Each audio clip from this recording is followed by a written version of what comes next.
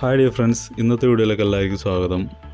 നമ്മുടെ റോയൽ എൻഫീൽഡിൻ്റെ മിക്ക വെഹിക്കിളിലും കണ്ടുവരുന്ന ഒരു ഇഷ്യൂ ആണ് നമ്മളെ ന്യൂട്രലിൻ്റെ ഗിയറിൻ്റെ ന്യൂട്രൽ ലൈറ്റ് കറക്റ്റ് ടൈമിൽ കാണിക്കില്ല എന്നുള്ളൊരു കാര്യം. അതായത് ഗ്രീൻ സിഗ്നൽ ഇവിടെ ന്യൂട്രൽ ഗ്രീൻ ലൈറ്റ് കാണിക്കില്ല എന്നുള്ളൊരു കാര്യം.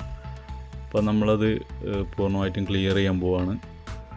അപ്പോൾ നമുക്ക് ആവശ്യമായിട്ടുള്ള 17-ൻ്റെ സ്പാനേഴ്സാണ്.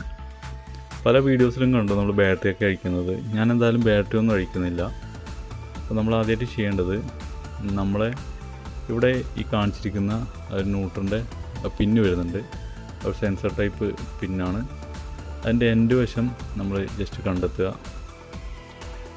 ഈ ഒരു ഏരിയയിൽ നോക്കിക്കഴിഞ്ഞാൽ നമുക്ക് ആ വയറിൻ്റെ എൻഡ് എവിടത്തേക്കാണ് പോകുന്നത് അതിൻ്റെ ക്ലിപ്പ് നമ്മൾ കണ്ടെത്തിയിട്ട് റിമൂവ് ചെയ്യുക. ഈ കാണുന്നതാണ് ആ ഒരു പോർഷൻ വരുന്നത്. അപ്പോൾ നമ്മൾ ഓൾറെഡി കണ്ടെത്തി കഴിഞ്ഞിട്ടുണ്ട്. അപ്പോൾ ഈ ക്ലിപ്പ് ഒന്ന് പ്രസ് ചെയ്യുക, അതുപോലെ തന്നെ ജസ്റ്റ് ഒന്ന് വലിച്ചു കഴിഞ്ഞാൽ നമുക്ക് ഈസി ആയിട്ട് ഇത് അഴിച്ചെടുക്കാൻ വേണ്ടി പറ്റുന്നതാണ്.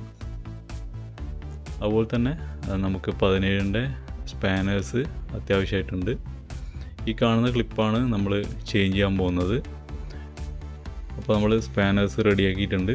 അതുപോലെ തന്നെ നമുക്ക് ഈ ഒരു ഗ്യാപ്പിൽ വെച്ചിട്ട് പൂർണ്ണമായിട്ട് നമുക്ക് ഇത് കറക്റ്റ് വെക്കാൻ പറ്റില്ല. ജസ്റ്റ് ഒന്ന് തിരിച്ചാൽ മതി. നമുക്ക് നല്ല സ്പേസിൻ്റെ ആവശ്യമൊന്നുമില്ല. ജസ്റ്റ് ഒന്ന് ഒരിക്കൽ തിരിച്ചാൽ മാത്രം തന്നെ നമുക്ക് ഈസി ആയിട്ട് അത് അഴിച്ചെടുക്കാൻ വേണ്ടിയിട്ട് പറ്റും. അതുപോലെ തന്നെ ടൈറ്റ് ചെയ്യുന്ന സമയത്ത് അധികം ടൈറ്റ് ചെയ്യാത്ത രീതിയിൽ നോക്കുക. അപ്പോൾ ഇത് നമ്മൾ റൊട്ടേറ്റ് ചെയ്ത് കഴിഞ്ഞാൽ നമുക്ക് ഈസി ആയിട്ട് ഇത് റിമൂവ് ചെയ്തെടുക്കാം. അപ്പോൾ നമ്മളിത് റിമൂവ് ചെയ്തെടുത്തിട്ടുണ്ട്. ഈ കാണുന്നതാണ് അതിൻ്റെ സെൻസർ വരുന്നത്. ജസ്റ്റ് എൻ്റെ വശത്തായിട്ടൊരു പ്രസ് ബട്ടൺ പോലെയുള്ള ഒരു ഡിവൈസാണ്, സെൻസറാണ് വരുന്നത്. അപ്പോൾ നമുക്ക് ഈ ഒരു ജെനുവിൻ പാർട്ട് റോയൽ എൻഫീൽഡിൻ്റെ തന്നെ നമുക്ക് വാങ്ങിക്കാം. റേറ്റ് വരുന്നത് വെറും 105 രൂപയാണ്.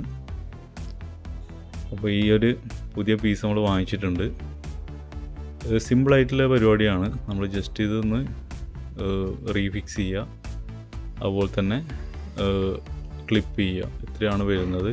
അതുകൂടാതെ തന്നെ ഇതിൻ്റെ വാഷർ നമ്മൾ മറക്കാതെ ഇട്ട് കൊടുക്കുക.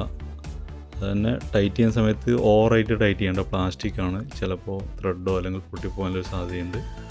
അപ്പോൾ നമ്മൾ ഈ ഒരു രീതിയിലിടുക, വാഷർ ഇടുക, അതുപോലെ തന്നെ ഈ ഒരു രീതിയിലിടുക. നമ്മളെങ്ങനെയാണോ അഴിച്ചത് ആ ഒരു രീതിയിൽ തന്നെ ടൈറ്റ് ചെയ്ത് കൊടുക്കുക. അപ്പോൾ ഈ ഒരു രീതിയിൽ ചെയ്തതോടുകൂടി നമ്മൾ പണിയോടെ കഴിഞ്ഞിട്ടുണ്ട്. അപ്പോൾ അഥവാ ഇത് പറ്റുന്നില്ല എന്നുള്ള ഒരു കാര്യമൊക്കെ ആണെങ്കിൽ ചിലപ്പോൾ ഇതിൻ്റെ ഒരു ലൂസ് കോണ്ടാക്റ്റ്, അതായത് ആ ക്ലിപ്പിൻ്റെ ലൂസ് കോണ്ടാക്റ്റ് ഒരു ഇഷ്യൂസ് ആവാം. അതിൻ്റെ ഉള്ളിൽ ക്ലിപ്പിൻ്റെ അകത്ത് നമ്മൾ WD-40 അടിച്ചു കൊടുക്കുക. മിക്കവാറും ഈ ഒരു കംപ്ലയിൻറ്റ് തന്നെയാണ് വരിക. ഒന്നുകിൽ ലൂസ് കോണ്ടാക്റ്റ് ആയിരിക്കും. ലൂസ് കോണ്ടാക്റ്റ് ആണെങ്കിൽ ടൈറ്റ് ചെയ്യുക. അതുപോലെ തന്നെ അതിൻ്റെ ഉള്ളിൽ തുരുമ്പോ കാര്യങ്ങളോ ഉണ്ടെങ്കിൽ നമ്മളൊന്ന് WD-40 ഒക്കെ ആ ഒരു ക്ലിപ്പിൻ്റെ അകത്തോട്ട്, ഇത് രണ്ട് വശവും യോജിപ്പിക്കുന്ന ആ ഒരു ക്ലിപ്പിൻ്റെ അകത്തോട്ട് നമ്മൾ അടിച്ചു കൊടുക്കുക. അപ്പോൾ താങ്ക് യു സോ മച്ച്. ചെറിയൊരു വീഡിയോ ആണ്. എല്ലാവരും സപ്പോർട്ട് ചെയ്യുക. നിങ്ങളുടെ വാല്യുബിൾ ആയിട്ടുള്ള കമൻറ്റ്സ്, സജഷൻസ് എല്ലാ കാര്യങ്ങളും താഴെ കമൻറ്റ് ബോക്സിൽ അറിയിക്കുക. അപ്പോൾ അടുത്ത വീഡിയോയിൽ കാണാം. ബൈ.